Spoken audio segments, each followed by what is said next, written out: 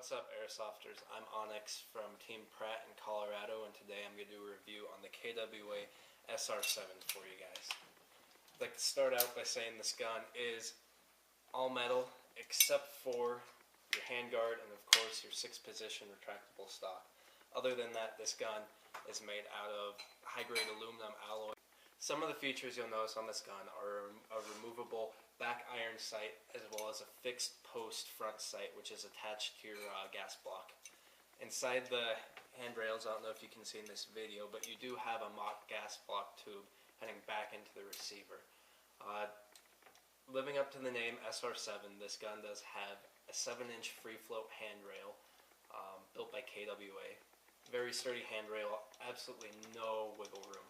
It's tight. Anything you attach to it's going to stay in place. Living up to its name, the KWA SR7 has a 7-inch free float handrail built completely out of metal.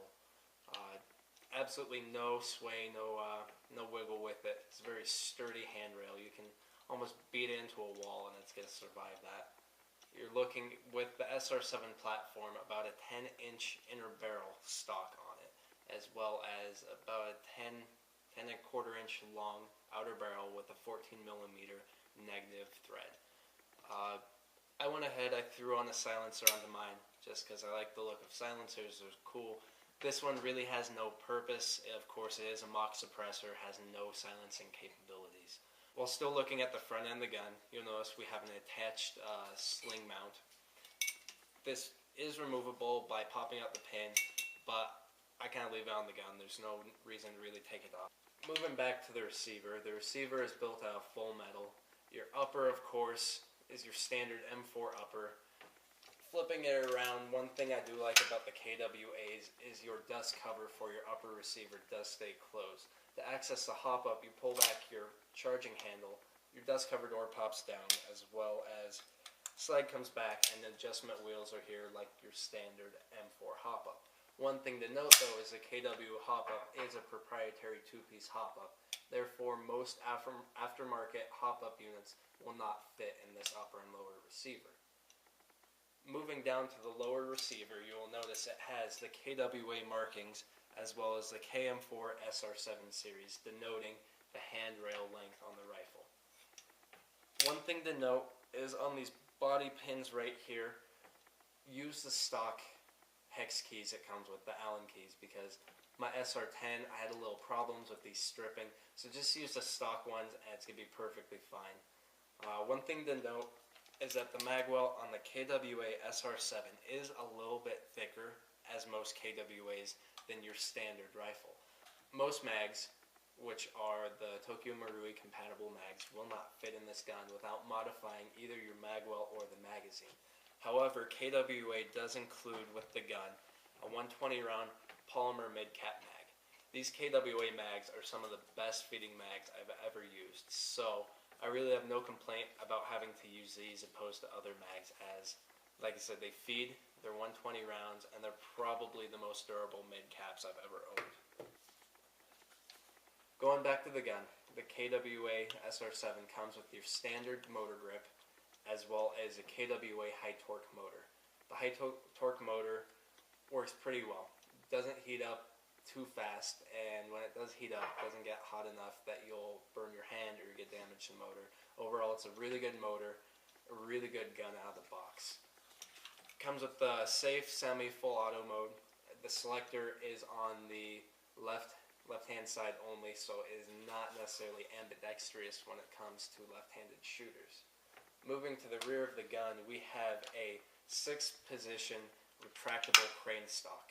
Inside the crane stock, you have your wire housing, as well as your fuse, and as well as the side storage tubes, which you can put either a crane stock battery or CR123A batteries in there to use for your flashlights, your PEC boxes, everything else. One thing nice about the KWA stock is your butt plate pops off, so you can go ahead and change your battery out without having to remove your entire stock. The SR7 also comes with the sling mount attached to the rear, allowing you to attach a sling to either the left or the right side. Overall, the KWA SR7 is a pretty decent gun. I wouldn't say it's the best for every application, but it's really good when it comes to your mid-range and close-range encounters. With the stock all the way in, you're looking at a total length of about 26 and a quarter inches without a flash hider. Depending on your flash hider, you're looking at anywhere from 27 to about 30 inches overall length for the gun, making it perfect for close quarters. Your effective range for the KWA SR7 is about 175 to 200 feet. That's about how far you'll shoot before your BBs start flying off, dropping, etc. It's not, like I said, not the best gun for the field, but when it comes to your mid-range engagements and using it in close quarters, this is one of the best guns I've ever used. It does come with the KWA 2GX gearbox, the 2GX hop-up, and the 2GX hop-up bucking. I personally have replaced the hop-up bucking with a Maple Leaf 70-degree bucking. I personally prefer those over the 2GX just because they provide a little bit of a better air seal, but that's my personal opinion. The gearbox itself is a high-quality gearbox. I've owned this gun for about a year, and I have yet to have to open it up, clean the gearbox, do any sort of reshim, do any sort of maintenance inside it. These 2GX gearboxes are built to last, and there's a reason why KWA boasts about them. With an 11-1 LiPo battery, the trigger response on this gun is awesome. You're able to go from semi-auto, just hammering rounds downrange, almost as fast as you can pull the trigger, to full auto, holding it down full auto with the LiPo. You're looking at an average of like 22, 23 balls per second, if not higher, stock, which is really impressive for a stock gun, in my opinion, putting an 11-1 through it. Alright, so we're going to go ahead, we're going to take the SR7 outside, do some chrono testing.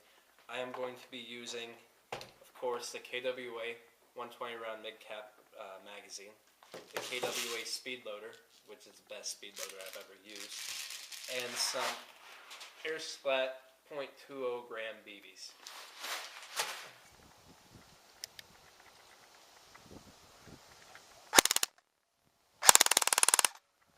Alright, so looking at chrono results, I'm averaging around 300 FPS. Like I said, this gun, I've had it for about a year. I've used it a lot. I've probably put at least 12,000 rounds through it, so it's well past its break-in period.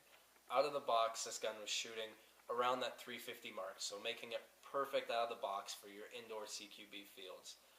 With that break-in, like I said, mine dropped to about 300 FPS, but I'm still getting the range, because your range is mainly in your hop-up unit, and that 2GX hop-up is a great, great hop-up. I apologize, my rounds per minute wasn't really working on the chrono. Don't know what's wrong with that. Might need to replace the chrono. Other than that, though, that's pretty much it for the gun. Final remarks with it. I love it. Great gun. Perfect weight. Easy to hug going around corners inside a building. However, it's not my first choice for the field. That'd be my only downside. And it's not because it's a bad gun, just because with its size, its gearbox power, and its barrel length, you're not really going to get the range or the accuracy of a field gun. Other than that, though, if you're looking for the perfect indoor CQB rifle, I'd say go with the SR7. It's not going to let you down, it's going to last for years, and of course, it's KWA, so it's built to last.